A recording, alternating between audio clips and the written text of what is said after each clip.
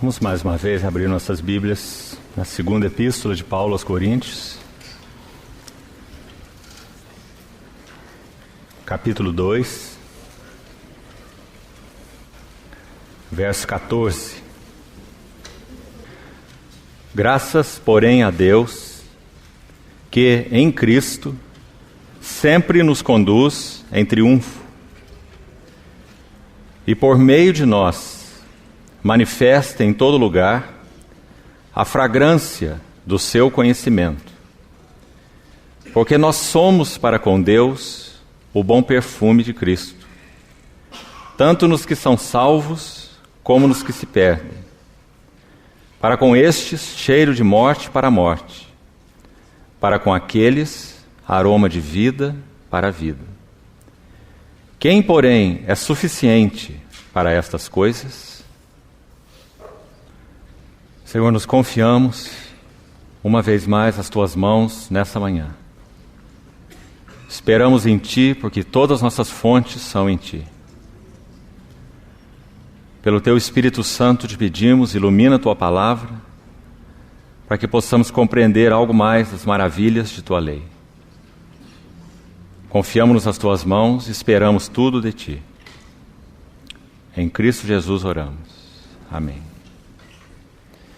Irmãos, ontem pela manhã, demos início então a essas evidências de verdadeira liderança espiritual na vida do apóstolo Paulo.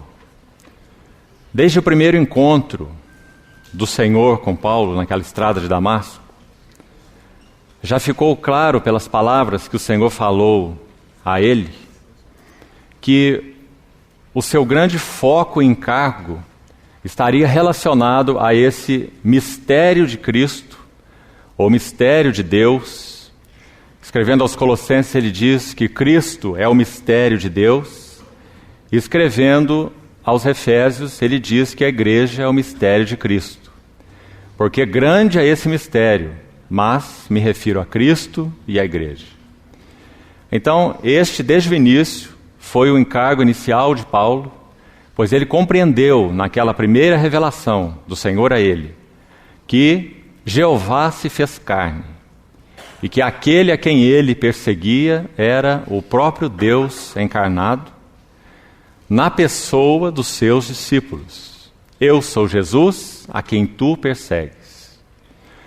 O Senhor conduziu Ananias a ir até a rua direita, onde estava Saulo, após a experiência dramática na estrada de Damasco, e dizer a ele algumas palavras, para que ele fosse então batizado, escamas caíssem dos seus olhos, e aquele que então achava que tudo via e tudo compreendia, como hebreu de hebreus, um fariseu, viu que nada compreendia. 3 dias cego, quando Ananias foi então enviado a ele, as escamas caíram dos seus olhos. E o Senhor havia dito, em uma visão, a Ananias, que Saulo seria um vaso separado e escolhido para levar o nome do Senhor a reis, gentios e também aos filhos de Israel. E ele saberia o quanto importaria sofrer pelo nome do Senhor. Então, desde o início, essas palavras que o Senhor colocou no coração de Ananias refletem a forma como o Senhor iria tratar esse vaso, Saulo de Tarso. Quando ele usa na sua segunda epístola aos Coríntios, no capítulo 1, verso 9, que lemos ontem, aquela expressão, sentença de morte, ele está se referindo exatamente a isso. Ele estava dizendo, em outras palavras, Deus está decidido a tratar comigo. Quando nós lemos esse contexto, desde o verso 3 do capítulo 1 de 2 aos Coríntios, ele bendiz a Deus, o Pai das misericórdias e o Deus de toda consolação, dizendo que esse Deus o consolava em qualquer angústia, e que essas angústias e tribulações era para que outros obtivessem o mesmo consolo. Ou seja, quando Paulo menciona essa sentença de morte, que já comentamos ontem, ele diz que ele recebeu do Senhor essa sentença de morte por 2 motivos, podemos assim dizer. O primeiro, para que não confiasse em si mesmo, como já vimos. O segundo, é porque tudo o que Deus faz na vida de seus servos não para neles mesmos. Tudo que Deus faz na vida de seus servos é com o objetivo de alcançar o escopo maior de sua igreja. Para a edificação, adorno, preparo, atavio de sua igreja. Então ele diz, a partir do verso 3, nesse capítulo 1 de 2 Coríntios, que a consolação com que eles próprios eram consolados, e aí Paulo está se referindo a ele e àqueles que serviam ao Senhor com ele, com a mesma consolação que nós somos consolados ou contemplados por Deus, e então assim a nossa consolação transborda por meio de Cristo. E há aí então um princípio espiritual de muita importância. Tudo que Deus faz em nossas vidas não tem como objetivo simplesmente nossas próprias vidas. Então é importante compreendermos esse princípio, queridos irmãos. O Senhor, quando chamou Abraão de Ur dos Caldeus, ele foi até Harã com seu pai e seu sobrinho. Em Harã, seu pai Terá morre. O Senhor visita Abraão a segunda vez, das 11 visitas do Senhor a Abraão, essa é a segunda, em Harã. E ele então fala uma vez mais a Abraão assim: sai de tua terra, de tua parentela, e ali acrescenta, e da casa de teu pai, para uma terra que eu te mostrarei. Eu te abençoarei. Esse era o compromisso de Deus com Abraão. Eu te abençoarei, eu te engrandecerei o nome, em ti serão benditas todas as famílias da terra. Mas então há uma frase mais. E essa frase é: sê tu uma bênção. Ou seja, Abraão foi abençoado para abençoar. Tudo que Deus faz em nós, Ele tem como propósito bênção, benefício, edificação, vida para outros. Em particular para com sua igreja, mas também para com aqueles que se perdem. Esse é o contexto que Paulo aborda nesse texto que lemos inicialmente. Ele fala sobre aroma, cheiro de morte para a morte e aroma de vida para a vida. Mas antes dele entrar nesse assunto, nós vimos então no capítulo 1 que ele fala sobre essa sentença de morte que Deus pôs sobre ele e que Paulo a recebeu. Em outras palavras, Paulo entendeu o efeito, a razão e o efeito das tribulações em sua vida como servo de Deus. Irmãos, quando abordamos esse tema liderança espiritual, nós não estamos nos referindo a pessoas específicas. Os limites em que o Senhor usará cada um dos seus servos e servas compete exclusivamente à administração do Senhor. A sua soberania e a sua administração. Esses limites não nos competem. Mas, de maneira geral e essencial, cada um de nós foi chamado para representar o nosso Senhor. Nós podemos dizer que a vida de Abraão, se fôssemos resumir em poucas palavras, os irmãos sabem que ele levantou 4 altares diante do Senhor, e altar na Bíblia sempre fala de consagração. Abraão caminhou de consagração em consagração, desde Siquém até Moriá. E nós podemos, se fôssemos resumir em 2 palavras, o chamado de Abraão, creio que essas 2 palavras seriam, em primeiro lugar, um chamado para intimidade. Abraão é o único personagem bíblico a quem é referido literalmente nas Escrituras que foi chamado amigo de Deus. E isso por 3 vezes, no livro de Crônicas, no livro de Isaías e na epístola de Tiago. E Abraão foi chamado o amigo de Deus. Então o chamado de Abraão, em primeiro lugar, foi para intimidade. Foi para que ele conhecesse profundamente a Deus. E esse foi o segredo de sua liderança espiritual. A sua intimidade com Deus. Então não perca isso de vista. Mas se nós fôssemos colocar uma segunda palavra para resumir toda a vida e história de Abraão com o Senhor, creio que uma boa palavra seria representatividade. toda a vida de intimidade que pela graça e chamamento do Senhor temos tido para experimentar com Ele, uma vida de intimidade com Deus, tem um propósito. Não é para que vivamos essa intimidade, nós e Deus, e um ponto final.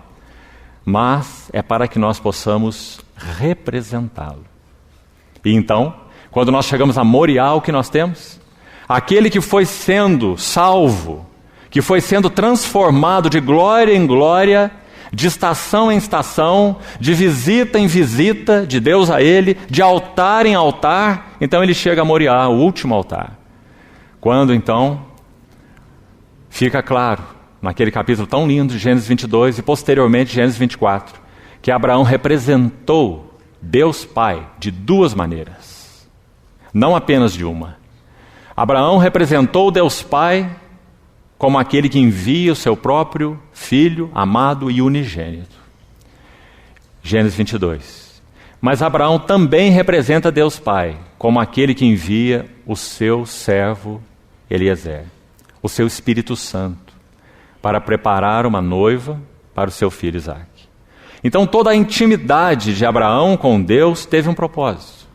E o propósito era representatividade. Então, irmão, não perca essas duas palavras, porque sem dúvida, esse é o caminho da liderança espiritual. O Senhor deseja fazer com que nossos corações encontrem nosso lugar aos seus pés. O Senhor quer que entendamos o que significa sentença de morte sobre nossas próprias vidas. O Senhor quer que saibamos que nosso maior problema somos nós mesmos. E como Paulo refletiu nesse verso, 2 Coríntios 1:9, para que não confiemos em nós, mas no Deus que ressuscita os mortos.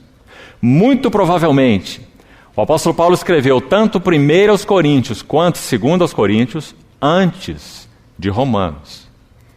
Então aquilo que ele diz aqui no capítulo 1, verso 8 dessa epístola, 2 aos Coríntios, não quero que ignoreis a natureza da tribulação que nos sobreveio na Ásia, pois foi acima de nossas forças, até o ponto de nos desesperarmos da própria vida. Paulo descreve uma experiência que, podemos assim dizer, ele a coloca como ensino em Romanos 5, de 1 a 11, e também em outros textos, mas particularmente naquela passagem de Romanos 5, de 1 a 11. E se você se lembra daquela passagem, onde ele começa com o assunto da justificação, ele diz: nós nos gloriamos em Deus porque recebemos essa justificação, essa reconciliação, ele vai dizer mais adiante, mas ele diz especificamente assim no verso 3 de Romanos 5. E nós nos gloriamos nas próprias tribulações. Nos gloriamos nas próprias tribulações. Por quê? Porque Paulo era um masoquista? Quem sabe porque Paulo era um estoico? Quem sabe porque Paulo achava que sofrimento tinha ação purificadora? Ora, irmãos, há pessoas que quanto mais sofrem, piores se tornam. Mais amargas, mais introspectivas, mais autocentradas, quanto mais sofrem. Porque o sofrimento em si não tem valor purificador e nem aperfeiçoador. Jó não foi aperfeiçoado pelos sofrimentos. Jó sofreu e entrou num parafuso completo e numa descendente, podemos assim dizer, no que concerne a sua compreensão, numa descendente espiritual, questionando tudo e todos, inclusive o próprio Deus, achando que Deus o estava caçando à espreita, como se ele fosse um animal, como que dizendo: Deus, coloca teus olhos em outro, o Senhor está olhando demais para mim, e trabalhando na minha vida de uma maneira injusta. Então naqueles capítulos 29, 30, 31 de Jó, ele está no clímax da sua vida egocêntrica. São capítulos onde ele se autoglorifica, onde ele se auto-justifica e onde ele está cheio de autopiedade. Você vê? Autoglorificação, autojustificação e autopiedade. Esses três auto são muito perigosos. Então, quando chegamos ao fim do capítulo 31 de Jó, nós temos talvez uma das frases mais bonitas do livro. E essa frase é: fim das palavras de Jó. Quando Jó para de falar, então Eliú entra em ação. E nós sabemos que Eliú era o mais novo dos 3 amigos de Jó. Ele era o quarto. e Eliú é o último que fala. Porque quando nós passamos por tribulações e sofrimentos, os primeiros que falam são Elifaz, que representa as emoções, Bildade, que representa a mente, e Zofar, que representa a vontade. Então nossa alma entra em um turbilhão e nós começamos a questionar se Deus é justo ou injusto para conosco, se a mão de Deus está pesada demais na nossa história particular. Por que Deus age assim? Por que me deu essa família? Por que me deu esse contexto? Por que me deu esse marido? Por que me deu essa esposa?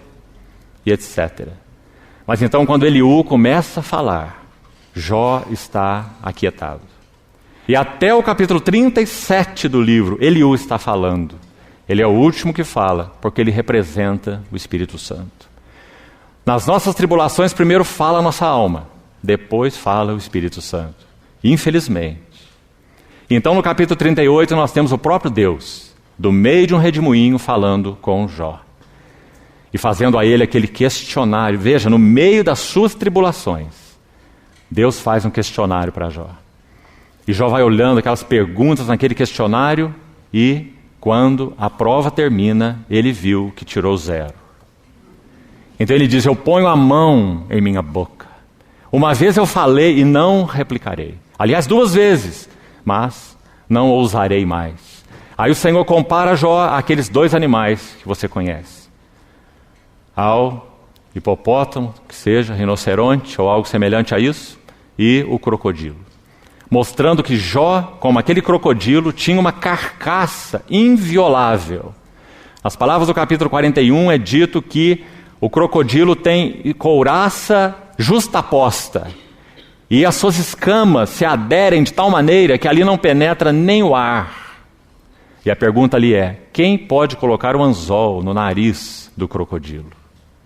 Que coisa mais maravilhosa. Porque esse é Deus.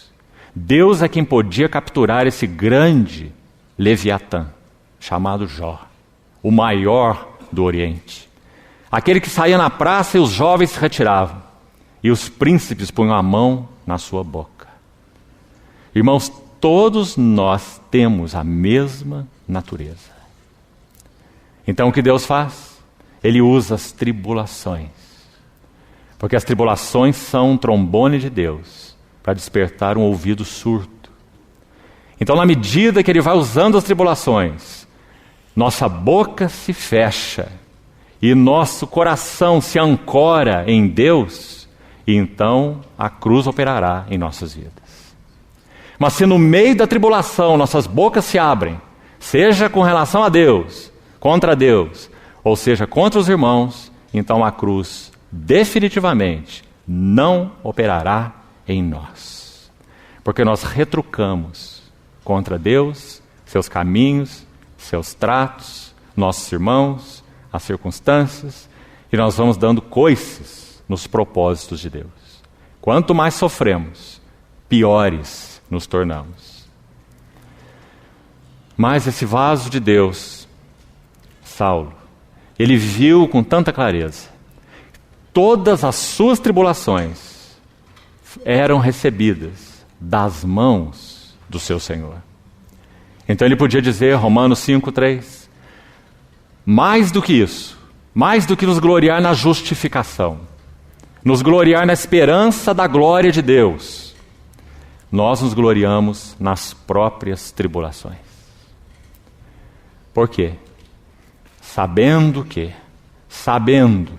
se nós não sabemos, não podemos gloriar nelas.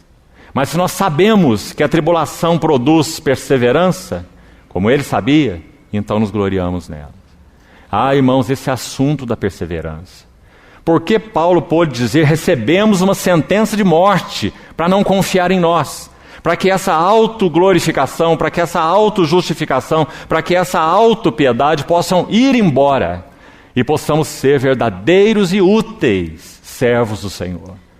Porque, irmãos, o que está a pedra de tropeço na nossa utilidade para o Senhor tem um nome pequenino de 2 letras: eu.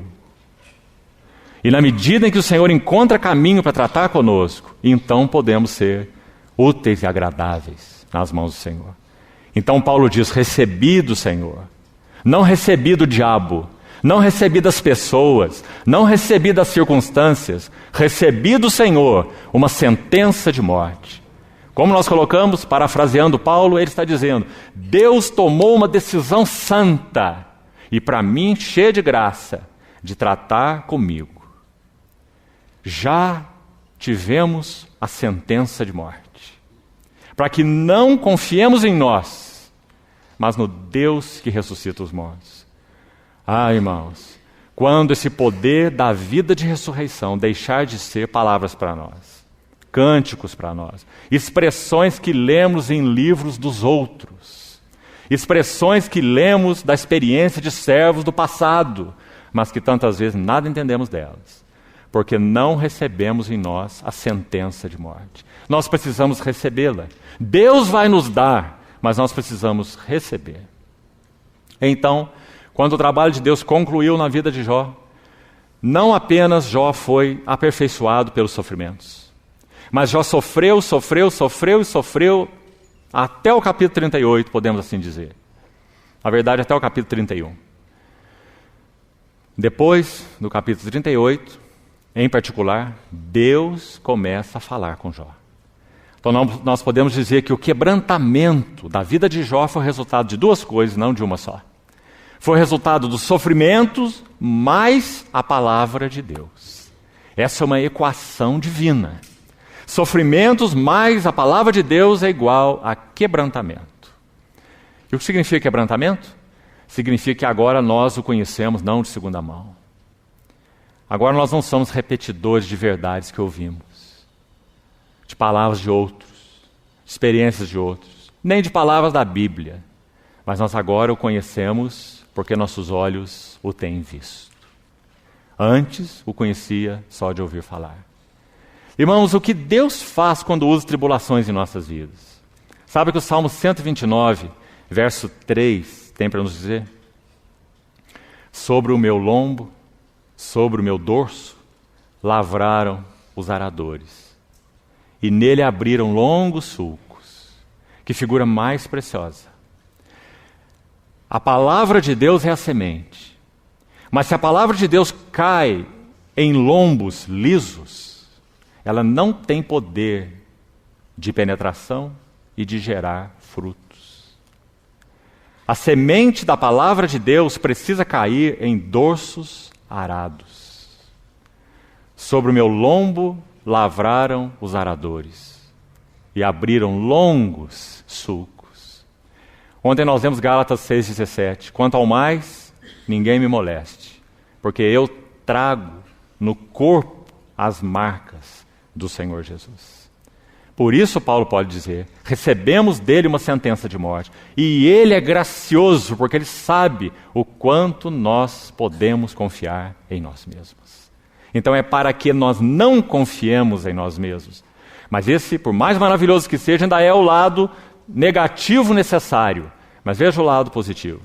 Mas no Deus que ressuscita os mortos. Então, amados irmãos, quando você lê, e sei que tem lido, irmãos como Watchman Nee, em particular do século passado, digamos, Watchman Nee, Austin Sparks, Baksin, C.A. Coates, um pouco mais atrás, época dos Irmãos Unidos. Quando você lê esses irmãos, em particular os 3 primeiros que citamos, você vai ouvir muitas vezes trabalho da cruz, caminho da cruz, poder da sua ressurreição. Mas será que nós sabemos o que isso significa? Será que recebemos sobre nós sentença de morte? Será que temos visto à luz de Deus nossa autoconfiança? O quanto nós dependemos e confiamos em nós mesmos? Então essa, reforçando uma vez mais, foi a primeira marca que o apóstolo Paulo colocou nessa carta ministerial. Se os nossos dorsos não estão arados, não temos utilidade para Deus. Nós seremos porta-vozes de segunda mão. Então, por aí ele começou essa epístola tão preciosa, que fala de sua vida e serviço. Depois examinamos outras 2 marcas mais, não vamos voltar a elas, e vamos para esse 4º aspecto.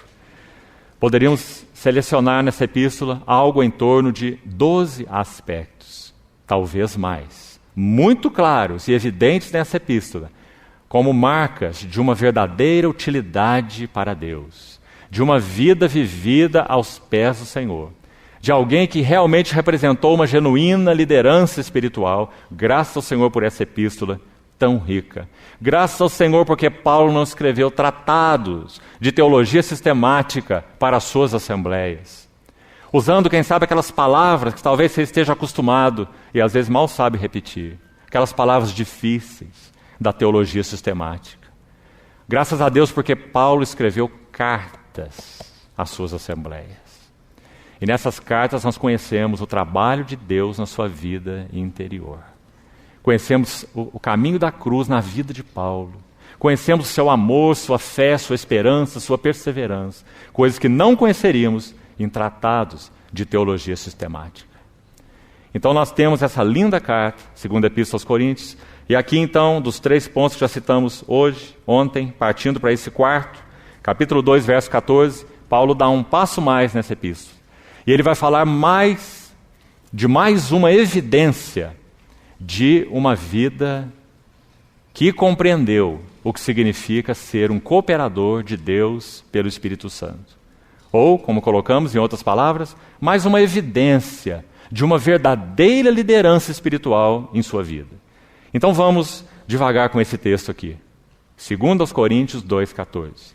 Em primeiro lugar, Paulo expressa uma confiança, graças a Deus, porém, que em Cristo sempre nos conduz em triunfo. E creio que os irmãos sabem de onde foi tirada essa expressão particular aqui.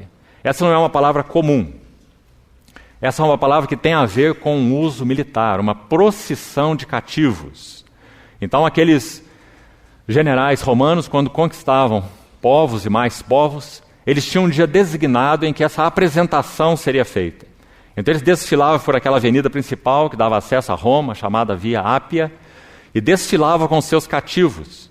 E claro, o conquistador ia à frente e atrás aquele séquito de cativos. Paulo está usando essa expressão. Ele está dizendo, eu componho um séquito dos cativos dos triunfos de Cristo, o conquistador. Ele vai dizer aos filipenses, irmãos se lembram, que dissemos que essa é outra epístola tão íntima de Paulo, que expõe tanto de sua vida e ministério, segundo aos Coríntios e Filipenses. Ali ele vai dizer que ele prossegue para conquistar aquilo que foi conquistado em Cristo Jesus. Então ele se vê como um cativo participante desse séquito de triunfos. Agora, a figura que ele usa é ainda mais explícita e precisa. No dia da celebração desse cortejo triunfal, sacerdotes pagãos, é claro, caminhavam ao lado dessa procissão e eles levavam incensários em suas mãos. Incenso era queimado nesses vasos, nesses incensários, e esse incenso tinha um duplo aroma para aqueles cativos. Para uns, significava o dia de sua morte. Em particular, aqueles que eram líderes no meio desse povo cativo, eles seriam mortos nesse dia de celebração, como um sacrifício aos deuses. Alguns deles seriam libertados nesse dia de celebração da vitória do conquistador. Então aquele mesmo incenso que passava em meio àquela procissão tinha 2 significados.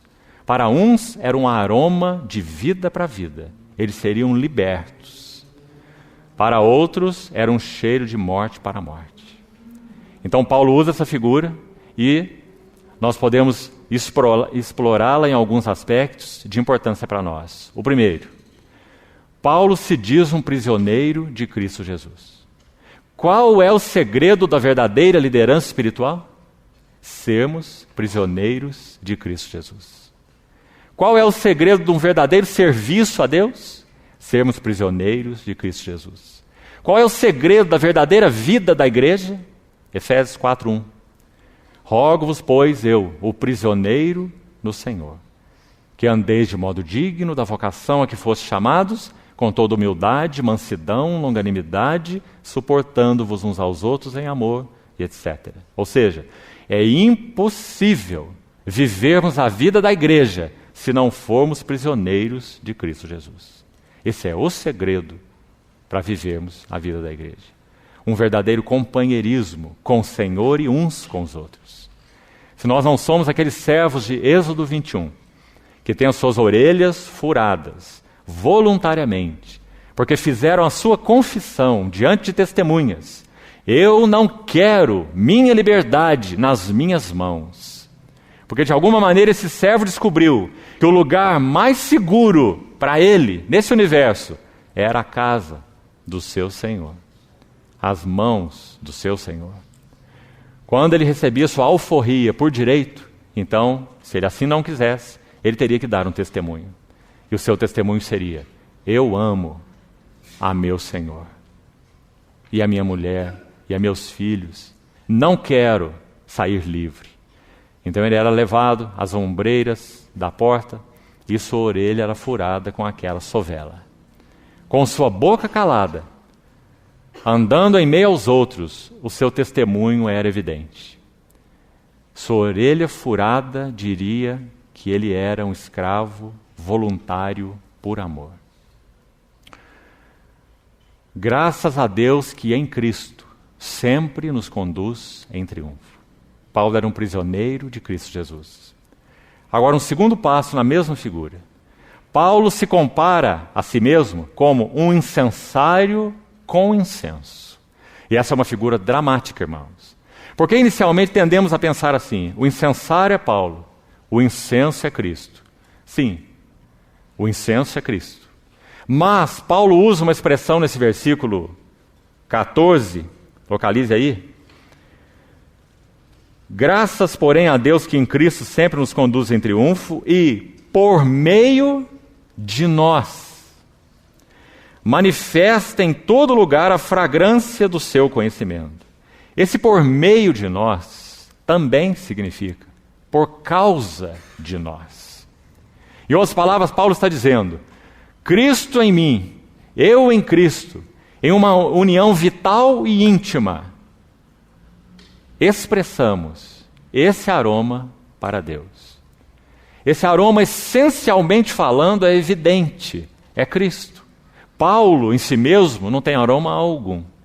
Mas o perfume de Cristo estava em Paulo.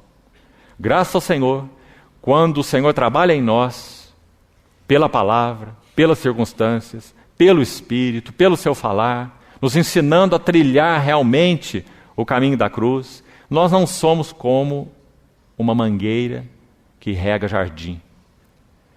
A água passa pelo tubo, mas a água ainda é água e o tubo ainda é tubo. Você leva aquela mangueira onde for necessário para regar o seu jardim, muito útil e necessária. Mas a água faz o seu trabalho e a mangueira permanece o que ela é, imutável. Mas o trabalho do Espírito Santo em nós não é assim. Pela ação do Espírito Santo em nós, nós somos transformados de glória em glória na sua própria imagem. De tal forma que o perfume de Cristo é forjado em nós. O caráter de Cristo é formado em nós. A tal ponto de Paulo poder dizer aos Coríntios: nós temos a mente de Cristo. Que expressão mais importante, irmãos. O trabalho do Espírito Santo em nós é forjar e formar Cristo em nós, para que nós não sejamos vasos descartáveis. Então é essa figura que Paulo está usando. É por meio de nós, onde nós estamos, o perfume de Cristo está. É por causa de nós que esse aroma é sentido. Que maravilhoso trabalho da graça de Deus. Sim, o incenso é Cristo, mas Cristo de tal forma é formado nos seus santos, que os seus santos em Cristo e Cristo nos seus santos expressam o seu aroma e o seu perfume. Que trabalho da graça mais maravilhoso. E o quanto nós somos privilegiados. Mas o que é necessário para isso se processar em nós? Duas coisas em particular, que creio, irmãos, resumem, tanto temos falado isso no meio dos irmãos, resumem de alguma forma o caminho da cruz e o trabalho da cruz. Por um lado, é a ação da palavra viva de Deus, viva e eficaz, que penetra o nosso coração e divide alma de espírito. Juntas de medulas, sonda o mais íntimo do nosso coração. Motivações que outros não conhecem, pensamentos que outros não conhecem, sentimentos que outros não conhecem. Mas a palavra de Deus é viva e eficaz, e penetra até o ponto de dividir alma de espírito, juntas de medulas, e é apta, eficaz, suficiente para julgar, para discernir, para expor os pensamentos e os propósitos do coração. Ah, irmãos, nós devíamos dobrar os nossos joelhos e dar graça ao Senhor, dizendo: muito obrigado, Senhor, porque tu, fiel sumo sacerdote, tomaste em tua mão essa faca, essa adaga afiada de 2 gumes, e te comprazeste em trabalhar em vidas como as nossas. Esse é o primeiro lado do trabalho da cruz, a palavra de Deus. Mas Deus usa um outro aspecto para trabalhar a cruz em nós. São as circunstâncias. Foi por onde Paulo começou sua epístola, uma vez mais. A sentença de morte, as tribulações, como nós já falamos. Então, a palavra de Deus e a ação da providência de Deus ou das circunstâncias, elas têm o potencial em si mesmas de trabalhar a cruz em nós. Potencial. Por quê? Porque tanto a palavra de Deus quanto as circunstâncias precisam ser aceitas e acolhidas por nós. Do contrário, a cruz não trabalhará em nós. A ação da palavra de Deus em nós não é compulsória. Hebreus 4:2 diz que a geração do deserto ouviu a palavra, mas a palavra que ouviram não lhes aproveitou, porque não foi misturada com a fé naqueles que ouviram. Que importante, irmãos. Não há nada de errado com a palavra de Deus. A palavra de Deus é como Deus. As minhas palavras são espírito e são vida. A palavra de Deus é viva porque Deus é vivo. A palavra de Deus é eficaz porque nenhuma palavra que sai de sua boca volta para si vazia. Mas a palavra de Deus não é compulsória. Nós temos que dizer um sim ou um não à palavra que temos ouvido. Por isso importa que nos apeguemos com firmeza às verdades ouvidas. Então, nem o trabalho da palavra de Deus em nós, nem o trabalho da providência de Deus arranjando circunstâncias, pessoas em nossas vidas são compulsórios. Lembrando uma vez mais o que o Watchman Nee disse sobre Madame Guyon. Nesse aspecto das circunstâncias, da providência de Deus, ele disse: precisamos nós também aprender a nos ajoelhar e beijar a mão que trata conosco, como fazia a irmã Madame Guyon. E se você conhece um pouco da história dela, você sabe o quanto a mão graciosa de Deus trabalhou sobre a vida daquela mulher nobre, rica e bela. E inútil. Forjando naquela vida um vaso precioso de Deus. Experimentando as profundezas de Jesus Cristo. Você conhece essa obra de Madame Guyon? Quando se lê, se sabe que realmente ela conheceu o Senhor de maneira íntima, porque ela ajoelhou e beijou a mão que tratou com ela. Então, nem o trabalho da palavra, nem o trabalho da providência são compulsórios. Então, como Deus forjou esse incensário com este incenso? Através desse caminho. E Paulo diz, então, nós somos para Deus o bom perfume de Cristo, tanto nos que são salvos, como nos que se perdem. 2 espectros de ação desse incenso. Para com esses que se perdem, cheiro de morte para a morte. Para com os que são salvos, aroma de vida para a vida. Irmãos, há 2 divisões aí, espectros de ação desse incenso, que era Cristo em Paulo e Paulo em Cristo. Paulo transformado por Cristo, Cristo formado em Paulo. Nós somos para Deus o bom perfume de Cristo, tanto nos que são salvos como nos que se perdem. Com relação aos que se perdem, sem dúvida nós podemos encontrar estes entre os não salvos e também entre os salvos. Entre os não salvos, podemos pensar no exemplo de Faraó. 3 vezes no livro de Êxodo é dito que Faraó endureceu o seu próprio coração. E então, depois disso, é dito que Deus endureceu o coração de Faraó. Porque quanto mais a palavra do Senhor era falada a Faraó pelos lábios de Moisés, mais Faraó endurecia o seu coração. A palavra de Deus sempre, quando ela expressa por meio de canais, como Paulo se expressou aqui, esse incenso com o incensário, sempre a palavra de Deus produzirá um ou outro efeito. Nunca deixará de produzir um ou outro. Então, quando a palavra de Deus foi falada por Moisés, um outro servo talhado por Deus, aos ouvidos de Faraó, Faraó endureceu o seu coração. E finalmente Deus interveio e endureceu o coração de Faraó. Cheiro de morte para a morte. Quando a geração do deserto, como já citamos, ouviu a palavra do Senhor, não misturaram com fé. 10 vezes murmuraram nos seus corações. Levantaram um bezerro de ouro e desejaram voltar ao Egito mais de uma vez. Então a palavra que ouviram não lhes aproveitou. Cheiro de morte para a morte, mesmo entre os escolhidos. Na medida em que a palavra de Deus é falada a nós e nós não respondemos à palavra de Deus, nós entramos em degeneração espiritual. E a nossa capacidade de resposta vai sendo cada vez menor.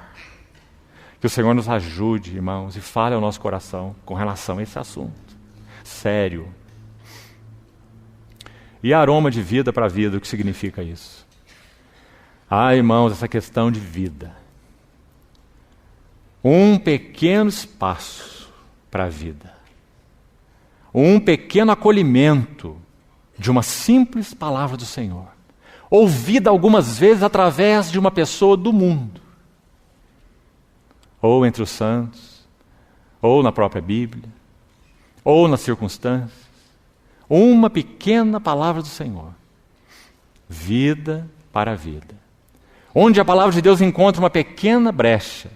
Ontem pela noite, nosso querido irmão falava sobre aquela rocha fendida lá em Nova York. Se você não quiser gastar muitos dólares para ir em Nova York, você pode ir a Baipendi, ali no Circuito das Águas, e eu vou te mostrar uma rocha fendida por uma árvore. Uma semente encontrou à beira de um riacho, uma rocha de boa dimensão, talvez ocupe aqui quase essa plataforma toda. A semente encontrou um espaço, a árvore cresceu, e quando estivemos lá fizemos a foto. Aquela árvore cresceu com metade da pedra de um lado e metade do outro lado. Cresceu fendendo a rocha. Aroma de vida para vida. Essa questão de vida. Um toque de vida. Um estender a mão para o Senhor. Numa circunstância. Uma palavra que ouvimos. Irmãos, quantas vezes cursos e mais cursos de casais são feitos. Nenhuma mudança. 5 minutos de uma intervenção de Deus numa vida conjugal e tudo é feito. Joelhos são dobrados, mentes são convencidas, obstinação é quebrada. Nós não somos aperfeiçoados por cursos, mas por ouvirmos as palavras do Senhor. Vida para vida. Então Paulo conclui no verso 16 com uma pergunta. E que pergunta? Melhor que Paulo não tivesse feito para nós essas perguntas. Pergunta que o Espírito Santo faz para nós, pelos lábios de Paulo. Quem, porém, é qualificado para essas coisas? Nós só temos que dizer, Senhor, tem misericórdia de nós. Não retire tua mão de nós. Trabalha conosco mais profundamente, para que nós sejamos qualificados, para que nós também sejamos aroma de vida para a vida. É dito de um servo de Deus do passado, há mais de 200 anos, que quando ele entrava em uma barbearia, as barbearias naquele contexto eram dos lugares piores de uma cidade, onde você iria ouvir todas as fofocas e ser atualizado sobre todas as besteiras do dia. Então aquele irmão, aquele servo do Senhor, ia na sua barbearia, frequentemente, para então fazer a sua barba. É dito que quando ele entrava naquela barbearia, e enquanto ele estava ali, uma mosca podia ser ouvido voar naquele ambiente. A presença daquele servo do Senhor ali inibia todas aquelas bocas maldizentes. aroma de vida para a vida, cheiro de morte para a morte. Quem, porém, é qualificado para estas coisas? Então essa é a quarta e linda evidência que Paulo menciona de uma vida de verdadeiro serviço ao Senhor. Mas creio que não podemos parar por aqui, ainda a esse ponto. Você viu que a palavra fragrância no verso 14, aparece aí no verso 14, ela ocorre na sua primeira menção no livro de João. E se você consultá-la lá, e vamos fazer isso, o quadro é muito, muito maravilhoso. A primeira menção da palavra osme, fragrância, no grego, aparece em João 12:3. Abra sua Bíblia em João 12:3 e veja o que está acontecendo lá. Nosso Senhor Jesus, depois de ter tido um tempo de retiro, numa pequena cidade no deserto da Judéia, não muito distante de Jerusalém, a nordeste de Jerusalém, no deserto da Judéia, uma pequena cidade chamada Efraim. Este é o final do capítulo 11 de João. Nosso Senhor se retirou para lá, porque ele estava sendo buscado e foi ordenado em Jerusalém pelas autoridades que se alguém visse e soubesse onde estava Jesus, o denunciassem. Assim encerra o capítulo 11 de João, se você abriu aí para conferir. Nosso Senhor estava sendo buscado como se fosse um bandido, um criminoso comum. Ele esteve esse tempo nessa cidade pequena, no deserto da Judéia. 6 dias antes da Páscoa, assim João inicia o capítulo 12, foi Jesus para Betânia. E então nós temos aquela cena em Betânia. O Senhor visitou a aldeia de Betânia com registro nos evangelhos 7 vezes. Das 7 visitas ao Senhor a Betânia, esta é a 6ª. A última, quando nosso Senhor estava ressurreto e foi ascenso a partir de Betânia. Nessa visita, narrada em João 12, um quadro magnífico acontece. Nosso Senhor singulariza esse quadro de tal maneira que ele diz assim, em outras palavras, este é o Evangelho. Isto é o que significa o Evangelho. Para isso o Evangelho é pregado. Para isso o Evangelho é anunciado. O Evangelho alcançou os vossos corações para isso. Onde em todo o mundo for pregado o Evangelho, será contado o que ela fez para a memória sua. O objetivo do Evangelho é este. Qual? Irmão, se você ler Lucas 18, você vai ver que enquanto o Senhor falava da cruz, ele falou explicitamente da cruz 3 vezes nos últimos 6 meses do seu ministério. Do Hermon ao Gólgota são 6 meses. Nós sabemos disso por causa do Evangelho de Lucas. Do capítulo 9 de Lucas até o capítulo 24 de Lucas são apenas 6 meses. Do Monte da Transfiguração até o Calvário. Nosso Senhor falou nesse período 3 vezes claramente com seus discípulos a respeito da cruz. Por que ele não falou antes? Porque eles não poderiam suportar. E nem agora o puderam suportar. Nosso Senhor falou a primeira vez ali mesmo no Monte da Transfiguração, que o Filho do Homem iria ser escarnecido, entregue, rejeitado, crucificado, no 3º dia ressuscitaria. Logo em seguida, no capítulo 17 de Mateus, o Senhor fala a 2ª vez sobre sua morte e ressurreição claramente. E depois, Lucas 18 vai registrar a 3ª vez em que o Senhor fala claramente. E no capítulo 18 de Lucas está escrito assim: porém, os seus discípulos nada compreendiam acerca dessas coisas. E o sentido dessas palavras era-lhes encoberto. Ou seja, eles nada podiam entender a respeito de cruz e dos sofrimentos do Senhor. Mas, em Betânia, o Senhor encontrou alguém que foi companheira dos seus sofrimentos. Quando ele chega a Betânia para ser servido com aquela ceia, ele havia ressuscitado Lázaro no capítulo 11. Lázaro não teve nem tempo de agradecer ao Senhor. Logo que ele sai do túmulo, você sabe que um certo alvoroço foi produzido ali. Nosso Senhor se retira rapidamente para esse retiro na cidade de Efraim, distante de Jerusalém. E, quando ele volta a Betânia, então uma ceia estava preparada para ele. Quando o Senhor visita Betânia a primeira vez, registrado em Lucas 10, 38 a 42, nós nem vemos Lázaro. Parece que Lázaro não estava interessado nas coisas do Senhor, nem na pessoa do Senhor. Essa foi a primeira visita. Quando nós olhamos Lázaro na segunda visita, João capítulo 11, Lázaro estava morto. Que interessante esse Lázaro. O Senhor visita a casa dele a primeira vez, ele não está lá. O Senhor visita a casa dele a segunda vez, ele está no túmulo, morto. E então, João 12 registra a terceira visita do Senhor a Betânia. E então, a terceira visita, não a sexta, conforme falamos, a terceira visita em João 12. Na terceira visita do Senhor a Betânia, lá está Lázaro, assentado à mesa, e uma ceia preparada para ele. Maria se aproxima, trazendo um vaso de alabastro. O vaso em si já tem um valor. Essa pedra era importada do Egito, de uma cidade chamada Alabastron, daí vem seu nome. E esse vaso era um vaso pequenino que tinha um gargalozinho estriado, como se fosse uma ampola de injeção dos dias atuais, onde você tem aquele gargalo mais frágil para você poder quebrar a tampa da ampola. Então aquele vaso era ranhurado e selado com cera para que o perfume não se exalasse e não perdesse a sua fragrância. E as mulheres guardavam esse vaso com um objetivo: a sua noite de núpcias.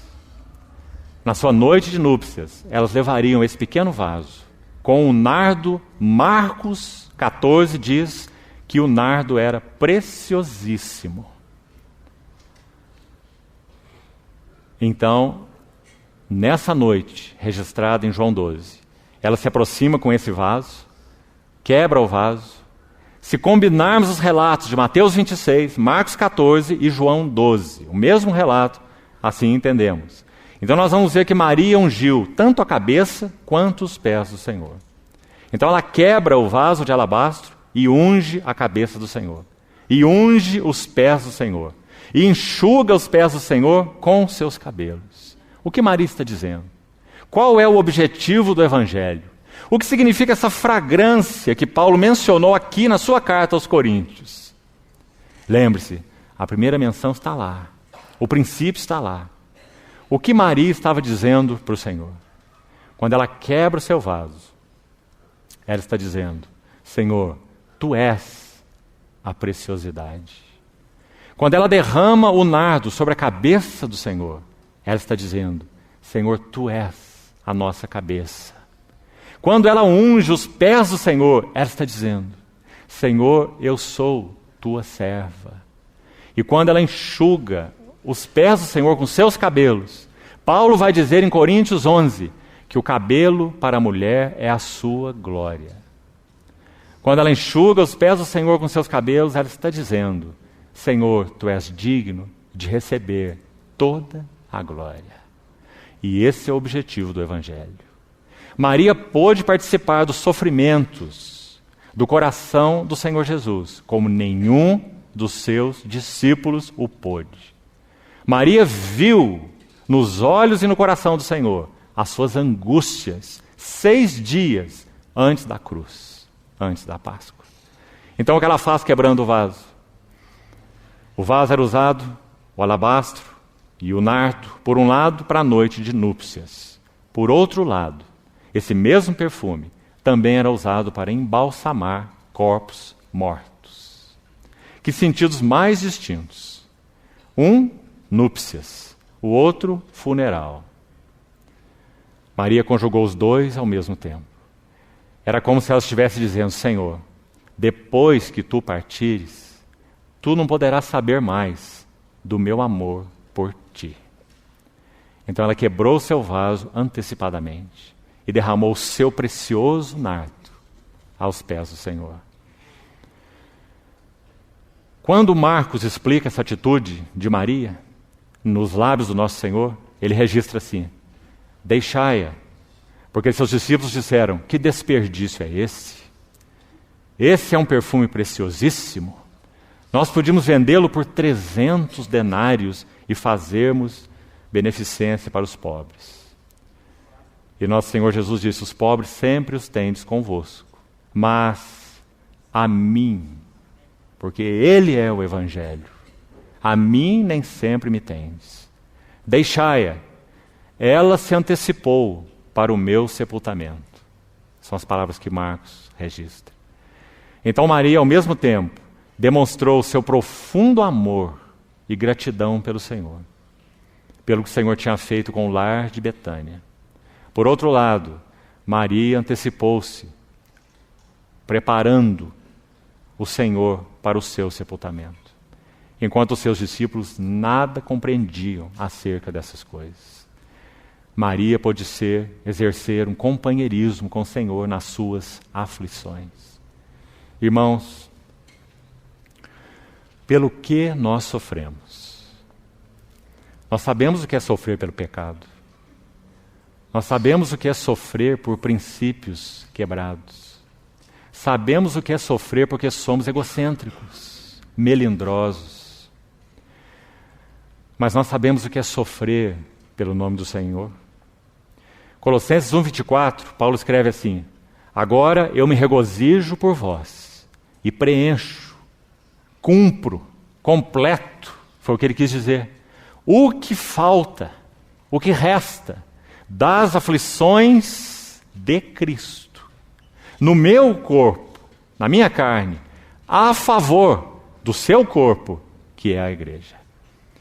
Então ele nos mostra pelo que ele sofria. Ele entendeu bem que os sofrimentos do Senhor Jesus para a redenção já estavam completados. Nada seria necessário mais. Tudo está consumado, disse o nosso Senhor. Esses são seus sofrimentos para a redenção. Mas preste atenção, irmão, ouça por favor. Paulo compreendeu um outro aspecto. Ele compreendeu que os sofrimentos de Cristo para a edificação da igreja ainda estão em curso. E para estes sofrimentos, Deus em Cristo chama cooperadores. Então, quando nós oramos pela edificação da igreja, o Senhor tem uma pergunta para nós. Quando uma assembleia ora pela edificação da igreja, o Senhor tem uma pergunta para ela. E qual é a pergunta do Senhor? Quais são os primeiros entre vocês que vão morrer? Porque há um princípio espiritual enunciado em João 12. Se não morrer, fica só. Se não morrer, fica só. Preencha o que resta das aflições de Cristo. Os sofrimentos de Cristo para a edificação da igreja. Para estes, Ele ainda chama e continuará chamando até a sua vinda. Cooperadores que possam preencher, que possam completar na sua própria carne as aflições de Cristo para que sua noiva esteja pronta. Para que nós deixemos uma vida pequena, centrada em nós mesmos e possamos ser adornados como noiva para Cristo. Aliás, nessa mesma epístola, não vamos ter tempo de chegar lá. No capítulo 11 dessa epístola de 2 aos Coríntios. Lembra-se do que ele diz? Mais uma evidência de uma genuína liderança espiritual em Paulo. Ele diz que zelava pelos coríntios com um zelo de Deus, para os apresentar como uma virgem pura para um só esposo, que é Cristo. Esse era o sofrimento de Paulo. Sofrendo com Cristo e em Cristo, as aflições de Cristo na sua carne, para que a igreja fosse aperfeiçoada, para que a igreja fosse amadurecida. Aliás, na sequência do capítulo 1 de Colossenses que citamos, o verso 24, se você for mais abaixo, no verso 28, ele vai dizer por que ele pregava o Evangelho. E por que ele servia a Cristo. E por que ele servia às igrejas. Qual era o motivo? Anunciar Cristo a todo homem, advertindo a todo homem, ensinando a todo homem, para que apresentemos todo homem perfeito em Cristo.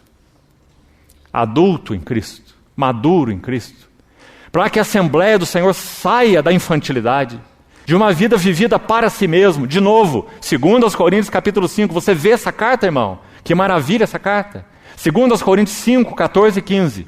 Ele diz assim: Esse amor de Cristo nos constrange quando nós julgamos isso. Um morreu por todos, logo todos morreram, e ele morreu por todos para que os que vivem não vivam mais para si mesmos. Que frase, irmão.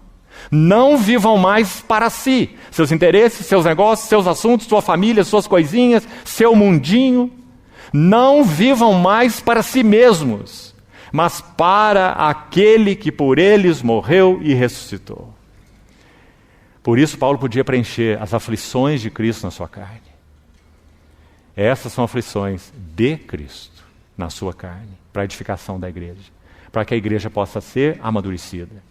Irmãos, qual é o propósito de nossas vidas como servos do Senhor? Servirmos ao Senhor. E servindo ao Senhor, nós sabemos o que está no seu coração. E o que está no seu coração é a sua igreja. Então nós somos servos de Cristo e somos servos uns dos outros. Para quê? Para que todos cheguemos à unidade da fé e do pleno conhecimento do Filho de Deus. A perfeita varonilidade, a medida da estatura da plenitude de Cristo. Mas qual é o caminho, então, que o Senhor deve ordenar em nossas vidas? O caminho da cruz. Recebendo também sobre nós essa sentença de morte.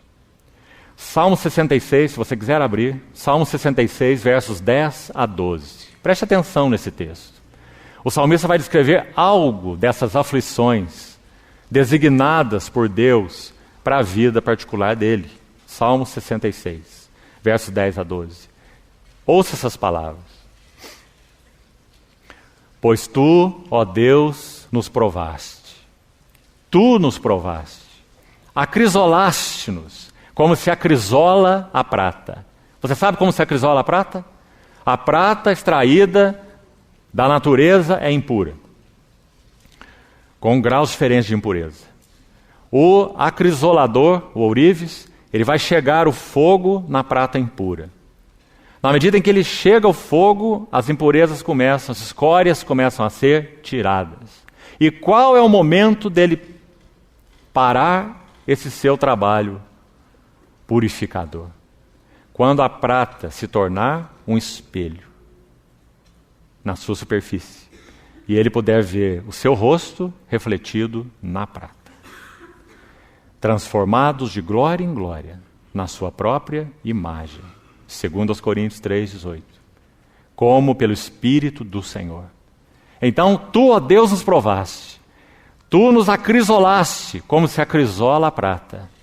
Tu, veja quanto tu nesse versículo. Não é o diabo, não são as pessoas, não são as circunstâncias. Não é fortuito, ocasional, sorte, azar, destino. Pois tu, ó Deus, nos provaste. Tu nos acrisolaste, como se acrisola a prata. Tu nos fizeste cair na armadilha.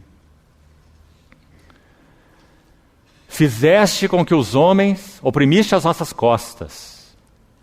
Fizeste com que os homens cavalgassem sobre as nossas cabeças. Essa não é uma experiência agradável, irmãos.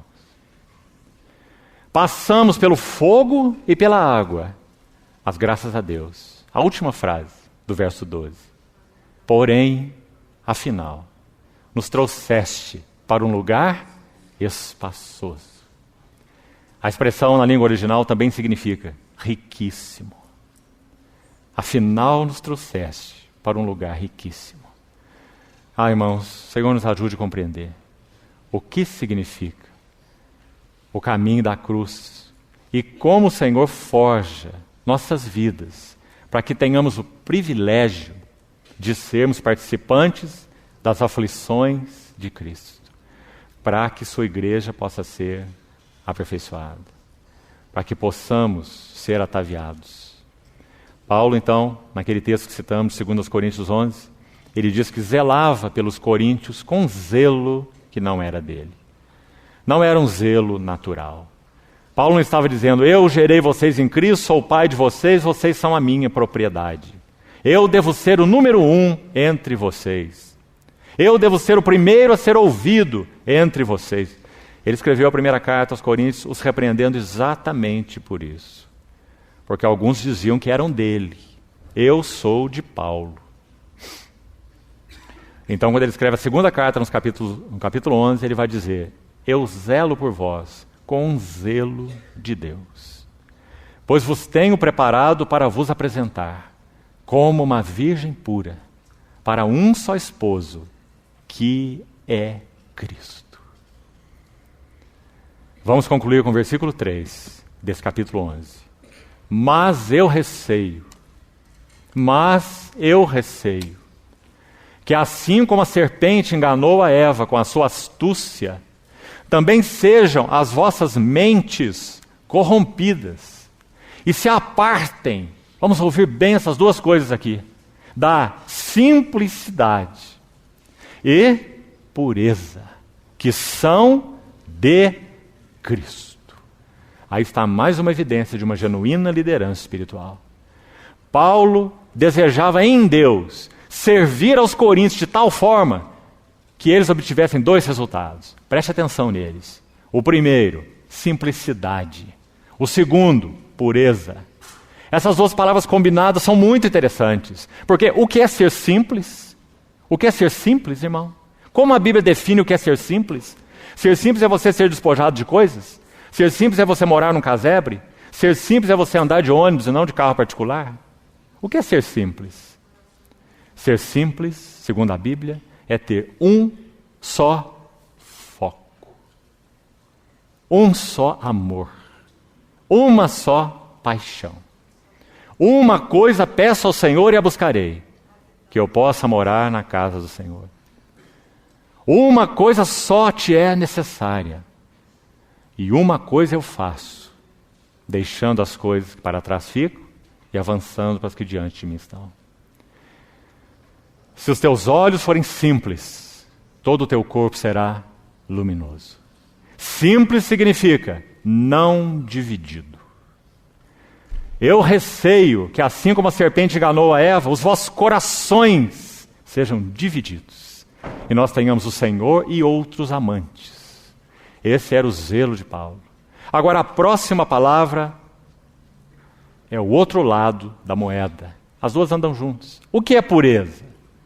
Pureza é sermos constituídos de um único elemento.